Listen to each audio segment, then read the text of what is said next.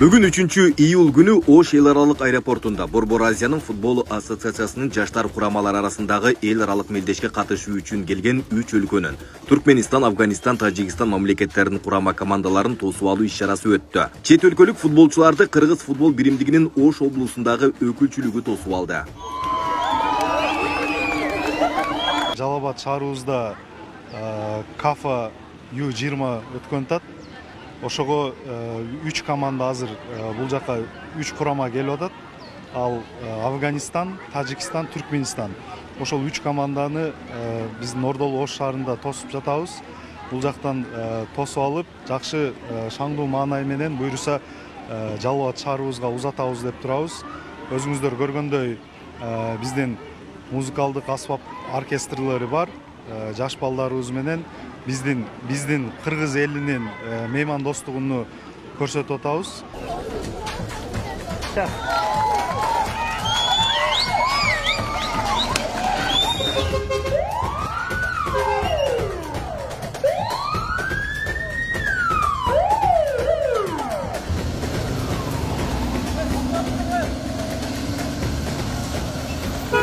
Ал эми Өзбекистан мамлекетинин курама командасын Сузак районундагы Беговат автожол көзөмөл өткөрүү пунктунан тосуп алуу иш-чарасы өткөрүлдү. Ага жергиликтүү бийлик өкүлдөрү Кыргыз футбол биримдигинин Жалал-Абад облусундагы өкүлчүлүгү катышты.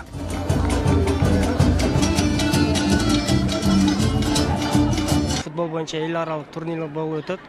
Ошо карата бүгүн Кыргызстан, Өзбекстан чегара пунктунда, Беговат чегара пунктунда Өзбекстандын 20 жашар арасындагы улуттук курама командасын күтүп турабыз. Эскерте кетсек, Жалал-Абад шаарында 5 июлдан 12 июлга чейин Курманбек стадионунда Борбор Азияның футбол ассоциациясынын чемпионаты өтөт. Мелдеш 20 жашка чейинки оюнчулар арасында 6 өлкөнүн Кыргызстан, Иран, Өзбекистан, Тажикстан, Афганистан жана Түркменистандын курама командалары күч сынашат. Футбол боюнча жаштар курама командаларынын эл аралык оюну Жалал-Абад шаарында алгачкы ирет өткөрүлүп жатат. Мындан улам футбол күйөрмандарын улуттук курама команданы колдоп кетүүгө чакырабыз. Билеттер стадиондун кассасында жана Кассир KG сайтында сатылууда.